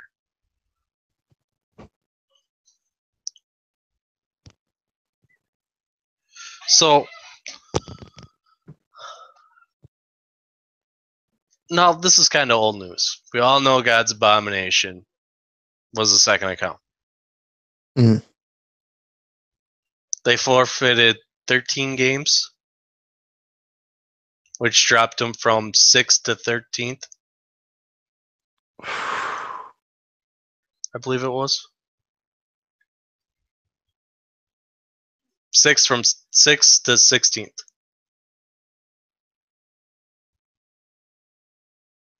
Big drop. Fair punishment or not? To me, yeah. But everyone's got their own opinion. I think if there's evidence that management knew that it was a second account, then I'm all for it. Yeah. Because then it's not, oh, well, the league is coming after us. Well, no, if you guys knew about it, you should have turned it in. I understand snitches get stitches, whatever. But now it just ruined your whole season. I mean, that's one thing the league doesn't take lightly is second accounts. Like at all. They do not mess around with that at all. So, I mean, there obviously was an investigation. The length of that investigation kind of went against them. But I'm pretty sure it's not like gods didn't know the investigation was happening. Yeah, he would have had to have. So that's almost where once you take yourself out until that's sorted out. I don't see what else you do, right? Like, Well, here's my thing about it. A lot of I see this happen more often in time. There's a lot of people that only care about themselves. mm-hmm. They want their stats, yada yada yada. They don't care about the team. No. But to have an owner with that mentality where I know the investigation's going on, but I still want my stats. I don't care if you got to forfeit all these games. It gets kind of, sorry to say the word selfish, but Do you think he even apologized to his team? I hope. I hope. I really hope he did. I mean, granted, I know this isn't, I've said this time and time again, I know this isn't real hockey. We're all getting paid for this, you know. But there's still a respect aspect of decent human beings. Where I think it should be where you would have the decency enough to think about other people. That's what a team is at the end of the day. You're all thinking about one another. You can't think about one person, right? So, I mean, it's one thing to where I've taken from this is the league, you know, if it's a second account, the dude gets banned, whatever, they move on. But when it's a person of management, they're not going to take that one lightly. No. They're going to make an example. Oh, for sure, because he's supposed to be a leader, right? So, like, don't get me wrong. I think it's great they've rallied around each other. You know, they're still in a playoff spot. Yeah. No, that's awesome. They didn't give up. They haven't forfeited games, you know. So, you know, shout out to them. But on my point of the thing is the league did have to make an example that management with a second tag will not be tolerated. No. You will lose games. So, I mean, keep fighting the good fight. Right. And I hope they do rally around it, still make the playoffs. out of spite of someone else's selfishness. Yeah. That, I mean, his other account was in the AHL. I believe it was a draft pick. So, I mean, I don't know exactly the whole reason why. Like, I don't have comfort in my ability that I figure I'm going to get, I'm going to get my ass kicked, so I play in the CHL where I know I can play. Like, it doesn't make sense to me. No, it really doesn't. So. No, I'm with you 100% there. So, I'm trying to think if there's anything we haven't talked about today. Oh, well, we don't need to talk about trades, so that's awesome. I was so done after that weekend. Oh, man. Your phone never shuts up. No. It's like, it's trade deadline is literally one of those where it's almost like bidding, where you don't go to sleep. Yeah. Because somebody's waking you up at 3:20 putting their bids in. Where a team's making moves at 3 o'clock in the morning because they've been up all night. Mm-hmm. So, especially when you're competing for players and trades and you don't know who's going where, and it's just a madhouse, man. So this is my whole thing on it, though. Is there are so many moves being made at that trade deadline that some people aren't even on the roster 24 hours. And they're getting shipped somewhere else. So it's one of those where, are you getting an active player? Are you getting an inactive player? Is the dude going on IR? Is that the reason they're trading him? You never know. You never know. No. But it ended up going on all well for me, man. Everyone I got is active, and I'm happy. So I'm actually going to do this philosophy next year or next season if I do trades or go ownership again. I haven't decided what I'm doing. I'm going to make the week of the 6th and do all my last trades that week. Oh, okay.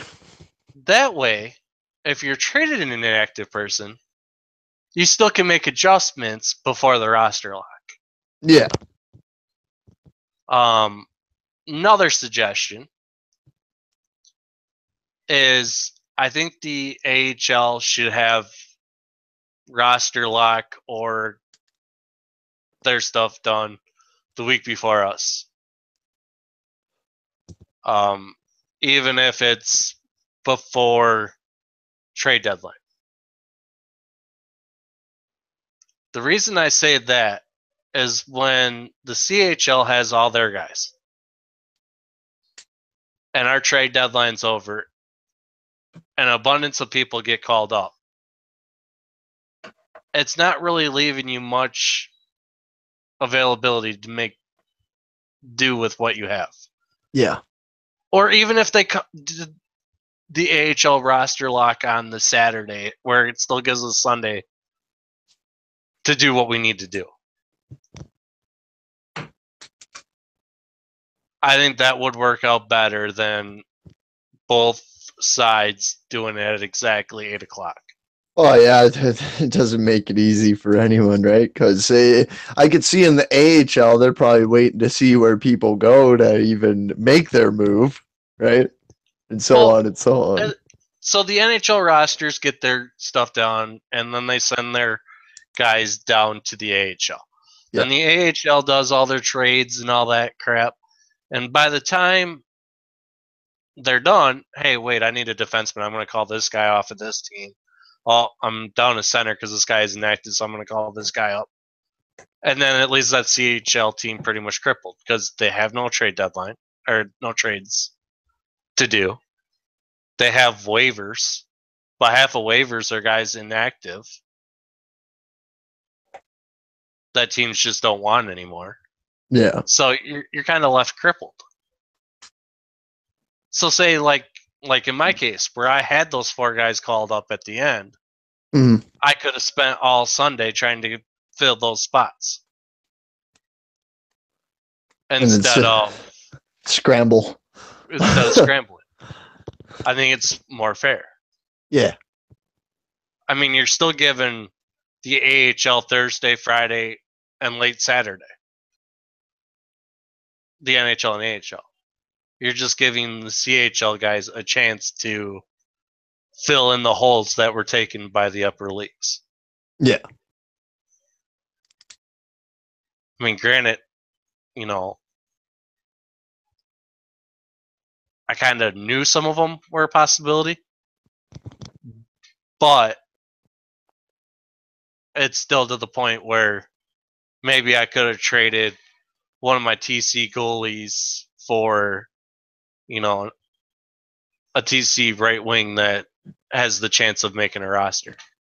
Yeah, just to cover a little more depth down the line, just in case your A's and V's get taken, right? I mean, you know, I get 3 left wings taken. And, all on the left? Oh. Well, so I had 1 left wing gone. 1 left. 2 right wings. And a defenseman. You were gutted like a fish. Exactly. So it's one of those where now I have to figure out a defenseman, which is slim pickings here. I got to figure out 2 right wings and a left wing to still be competitive. You can't always call on TCs on that. Yeah, no. Well, like guys will tell you, it's a different atmosphere playing drop-in and club. When you get an LG game, everybody gets nervous, especially if they're not used to playing those. Yeah, no, and that's it's a little shaky at first. I remember my first game. you know, because not only you got your CR and whatever. Most people don't even care about that. Yeah. But to me, it's like a power level in Dragon Ball Z. It just doesn't really matter. Right. So, but with LG, you're in a competitive league going up against the top players. Yeah. So you always want to get the wins. You want to always score points. You want those. So you're putting yourself under more pressure than what you would in a normal club game. Oh yeah. Oh yeah. So they were maybe able to score a hat trick in a club game, but now they're sweating and just throwing the puck away wherever the hell they want. Yeah. Yeah. It's and then crazy they feel different.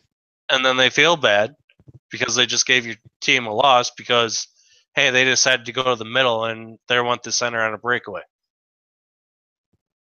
Now he feels like shit and now he doesn't want to play ever again. Yeah.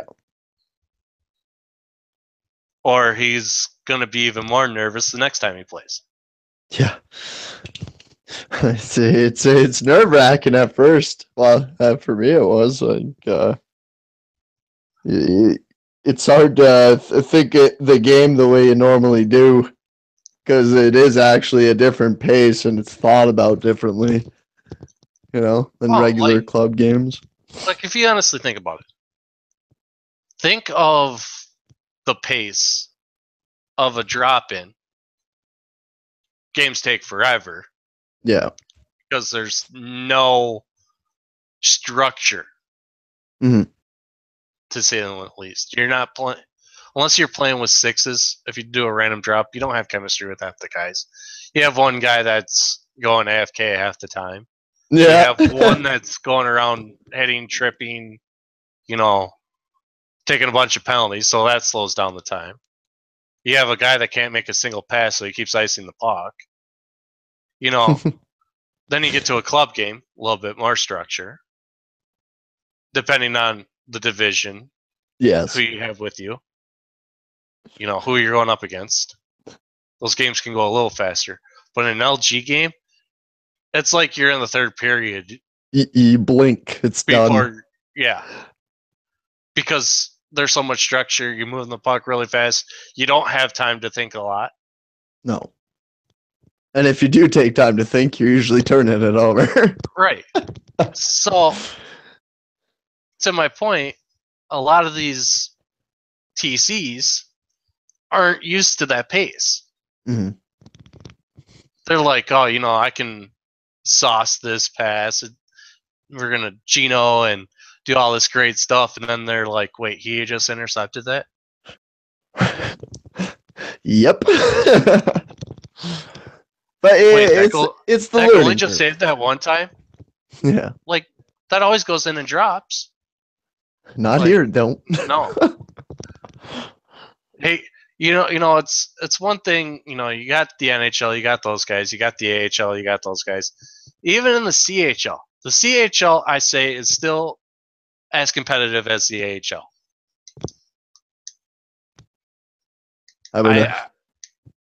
Yeah. I would say that. Yeah, I'd be right there with you. Depending on who you play. I would have to leave it at that too. But yeah. Right. So you got, teams like, you go into club, you're facing teams like the Erie Monsters, and you're facing the Stockton Heat. And, oh, God. Teams like that. And it amazes you. Well, then you get like games where you think you're going to get your ass kicked. Well, the other night, we lost 2-1 to the Philadelphia Flyers, an NHL team. And it's one of those where it shows you that the CHL can be competitive with those upper leagues. Mm-hmm. And with all the talent coming through too, and right, without a doubt, there's talent in the CHL. Oh, for sure, it's where it starts. Right. I mean, look at the draft. It'll be interesting. Next season, it'll be interesting to see how many of those guys that are up in the AHL right now that get sent down. Yeah. But see, as an owner, you also have to worry about that. Mm-hmm. Because those guys that are getting sent down, hey, they can just get called right back up. That new guy's not working out. Yeah. Well, now you have another opening. I mean, hell, you face the Toronto Marlies, the Cleveland Monsters. I mean, those guys are top teams. The Barracudas. Oh, for sure. Toronto drafted great this year too. Oh yeah. I mean, that goes into another aspect of, before the draft, all those trades of draft picks. Mm-hmm. This season was deep in the draft. Big time. Next season, I'm not going to say it's as deep, but it's pretty damn close. Oh, yeah. I think, yeah, I could see it. But what I'm curious to see is if they do that another fourth round. Because before it was just the first three, and they added the fourth round in. Yeah. Are they going to do that again this season, or are they going to go back to the three? Yeah, I think they need to keep it at 4 with how much volume is coming through our league. With the 60 teams now, you got to expand the draft. But you also have to remember now, next season is our largest season. Yes. So you're going to have those TCs that you had before that you didn't have this season. That's true. That's why I think this season's not as deep. But because we still got another couple waves of players that are definitely going to come through. Right. So I could see more teams trading for more draft picks. Absolutely. Not this upcoming season, but the season after. Yeah. Because of how many players. And then the league has to look into when are they finally going to hit the point where there's an ECHL? And where does it stand? Is it lower than the CHL? Or is it below the AHL? I don't know. Honestly, I think it needs to be above the or below the AHL. Yeah, okay. The reason why I say that Mm-hmm. is if you think of actual hockey, you have the NHL, and from the NHL goes to the AHL. Mm-hmm. From the AHL, it goes to the ECHL. Yes. And then you have the Canadian Junior Hockey League. Yeah. Okay. So that would make sense. But I know on the Xbox side, the ECHL, I believe, is lower than the CHL. Oh, really? Well, I know it's considered double A, technically, right? So, I don't know. I don't think they have it this season. Oh, really? I haven't paid too much attention to the Xbox side, to be honest with you. I thought they did have it, but that's one of those where I think it would be because your CHL is mostly your breeding ground for your NHL draft picks. Yeah. Which would make sense with the CHL. The ECHL is more your farming system for your AHL. Yeah. So they could leave the CHL alone. Right. But, I mean, it's one of those where you have to see where the numbers are. Like maybe it's time to bring in because I know in the actual NHL the 8 call up rule, or if you're a rookie and you play 8 games in the NHL or over, you can't go back down. You know what I mean? So with draft picks, that could be a way of protecting them as well. I mean, what's your take on the returning veterans having to be stuck down here? Well, it is what it is, like you said, with all the new talent coming through, and there's new people, there's new talent. I think it's inevitable. Veterans are going to come down, but it'd be better to have another league if they wanted to start a better farming system that way, so they could actually have somewhere to pull from, and it wouldn't gut everyone. But I don't know.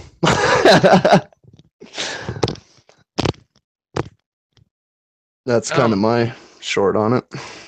Right. So, I mean, I know we're not to that point yet. No, God, There's no. no way. No way. But I think after next season, they'll look at it. And it might be where it goes and it's might be where you only run it the 2 seasons and then in the summer you drop it just off of numbers, because I mean everybody knows summer is our downtime. Oh, for sure. Yeah, and that's something else about the summer league I noticed, compared to last year's, the TC roster. Well, I know with the 60 teams too, right? It's hard to get that many, but it was nice last year to have that. It really was. But then you also get to the point where you kind of feel bad. Like the guys are biting at the bit, trying to get on the roster, and there's just no room. Yeah, that's true too. I guess it's kind of a win-lose situation. Right. Like I get the like where they're coming from, Mm. but at the same time, it kind of sucks being the guy like, hey, you're not good enough. Yeah, yeah. No, I hate that. I never like say. Well, it's never what I mean by like that. It's like the same as sending a player down. I hate sending people down. It drives me nuts. It hurts me. Like one of the things that just amazes me though is the guy. Uh, he's won 2 games. He's lost 7. Yeah. He's in pylon land, and it's one of those where it's inevitable. Yeah. You're not playing well, but as an owner, you shouldn't have to tell the guy. Like, Yeah, I know. you shouldn't have to be like, "Hey, dude, you need to start playing better, or you're fucked. You're going down." And it's one of those where you do it out of the decency, but it's not me trying to pick a fight with you. Yeah. I'm just doing what's Well, best for the team. you're putting me against hard teams. Mhm. Well, I have this guy that's playing just those hard teams that has triple the points you have. Yeah, This is me just being nice and telling you. exactly. But when I'm telling you the week before, you need to pick it up. It's not just me saying, "Hey, you need to pick it up." It means if you don't pick it up, you're going down. Yeah. And then half those guys, when they go down, they're just like, "Well, screw LG. I just don't want to play anymore. I'll go play with my buddies." Yeah. Well, why wouldn't you want to just play better? Commit to it and get her done. Like, That's the best there's part about being a TC is proving people wrong. like this season, like last season, I was part of TC development. There's not enough TCs to do all those TC development games. I Yeah. mean, like I told you earlier, I got 6.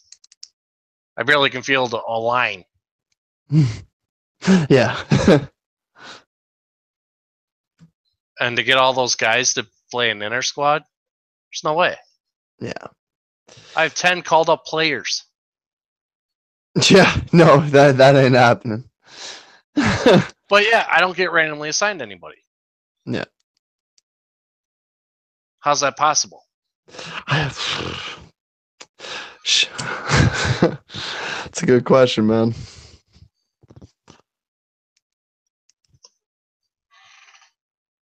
I mean, I think some things are flawed, but I mean, overall, this is probably the best league there is out. Oh, hands down. Like, Right. this is my 3rd season here, and I couldn't be happier. I couldn't want to be somewhere else. So, I mean, it's one of those where, we have these minor flaws, Yeah. but compared to other sites, they're minimal. Oh, for sure. I mean, of course, there's some people that, like the other leagues because they have something else implemented or it's whatever. But all around, I think this site is the best, and that's why we'll keep getting the numbers. Oh, yeah, for sure.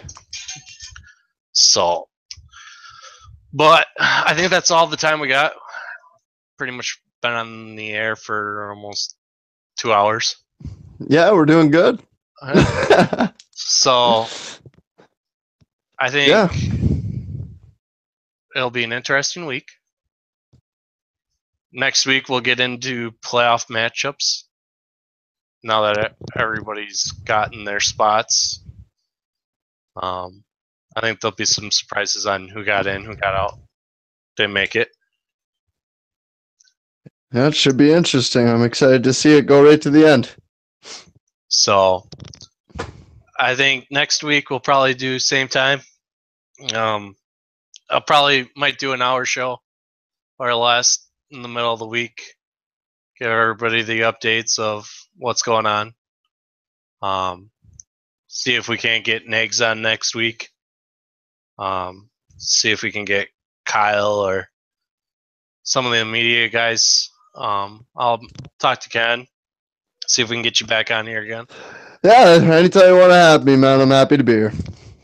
So for this week of lovely week 7, CHL Rewind, this is Hammett 2717 with kenneth3000 signing off.